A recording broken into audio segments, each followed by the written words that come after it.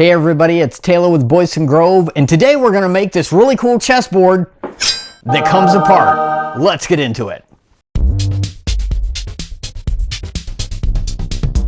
Originally, I planned on joining the barrage of videos that we get during this season of top tools to buy or best gifts to make, but I think we've had our fill of those, so I decided to just make a simple, nice project that the whole family can enjoy this holiday season. So grab your cup of coffee or your tea, and let's get started. It's gonna be great! For the dark squares of the chessboard, I used some cutoffs that I bought from Woodcraft and Rockler for around $10 a piece. Always check the cutoff piles in these woodworking stores. You can actually find some really good stuff there.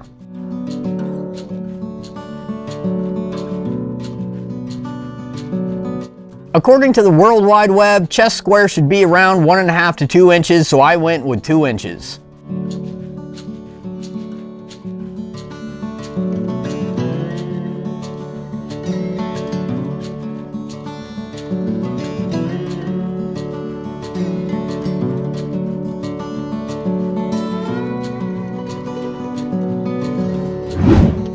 Some friends of ours gave us a few pieces of leftover maple flooring. I cut it down for the lighter squares. Shout out to Danny and Cindy. Thanks, y'all.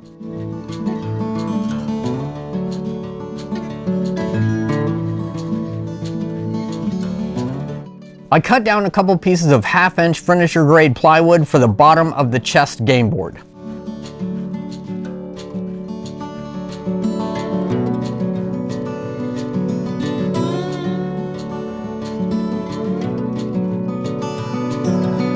One of our subscribers and a good friend sent me a gift card for Rockler. I used it to buy a nice piece of maple that I cut down for the frame of the chessboard. Thanks, Chris.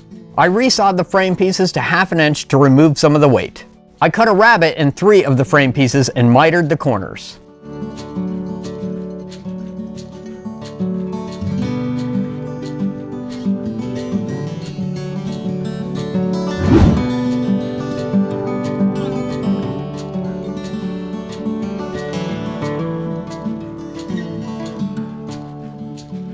For that 4th frame piece, I cut it the height of the rabbets. That way it would slide completely underneath the game board. That way when I put the 2 game board pieces together, they'll match up without having anything in between them. It'll make sense, trust me.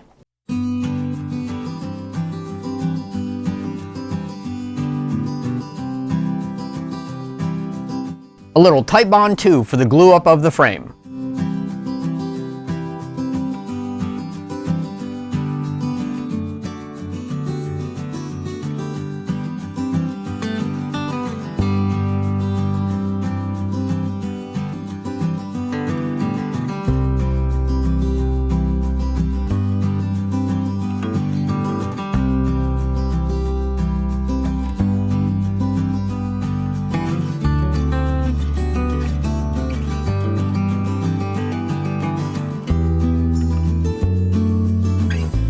And of course I made time to question all my life's decisions as I sanded like a million little squares.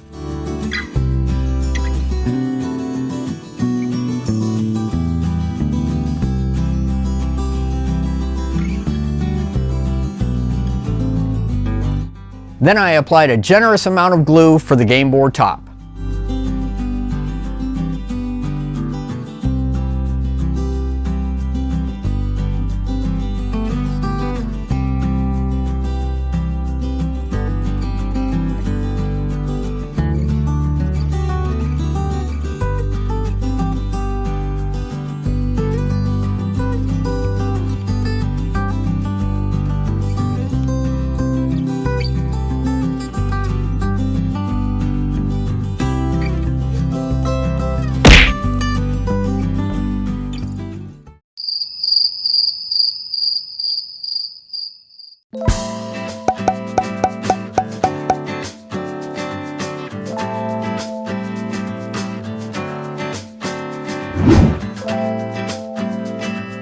I'm limited on my sanding equipment, so I worked with what I had, using my bench sander and going from 80 grit to 120 grit, far into the night.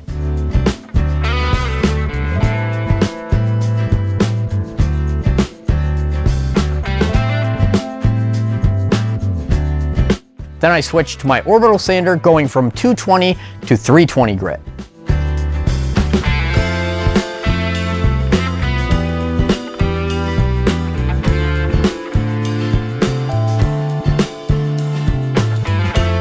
I made sure to put aside some of the sawdust to use for filler on all the little cracks and gaps with a little super glue and activator.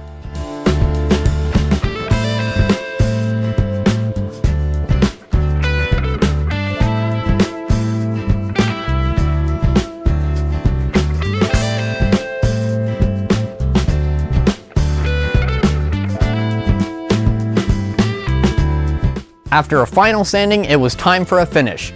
Odie's oil.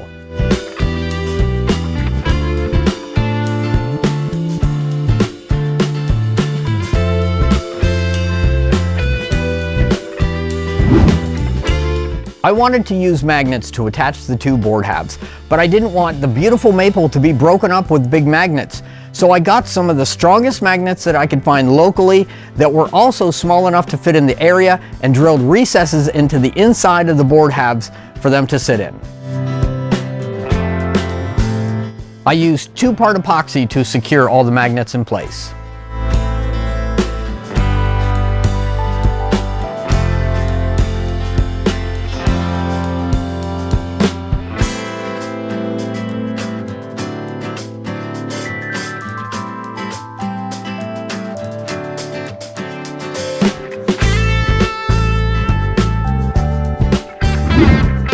I also added some magnets around the perimeter to make the two halves close together so playing pieces could be kept on the inside.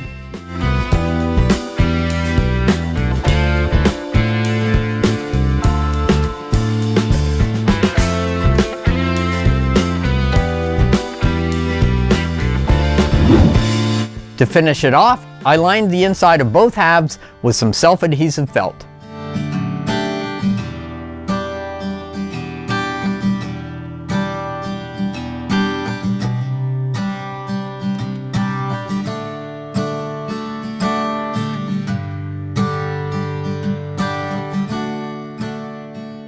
All right, the chessboard is done. I'm really happy with the end result. There's still a few blemishes here and there, but all in all, for a weekend project, I think it came out really nice. Let's talk about the time frame for a minute. It actually really didn't take that long.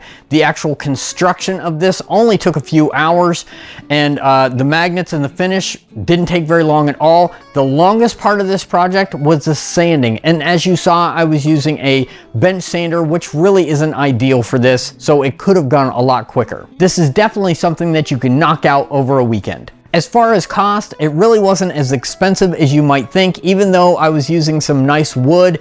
Like I said before, most of this was cutoffs that I got from the cutoff buckets at Woodcraft in Rockler, so you need to really hunt for those pieces because they always have them there from projects that they're working on, and they'll sell them to you really cheap. I also was gifted some of the maple from friends, so thank you so much guys for helping us out. Now, as you can see, I got some really cheap playing pieces for this off of Amazon, and that's just a placeholder because eventually I would like some actual little figures, maybe 3D printed, something custom for this to go along with the board. Until then, these will be good stand-in pieces. I'll make sure to leave a link for them in the description below. We work on a new project every week, so make sure to subscribe and hit the notification bell so you can follow along with us. If you would like to join our team, hit the link for our Patreon page in the description below. Thank you very much for watching. Be safe and have a great day.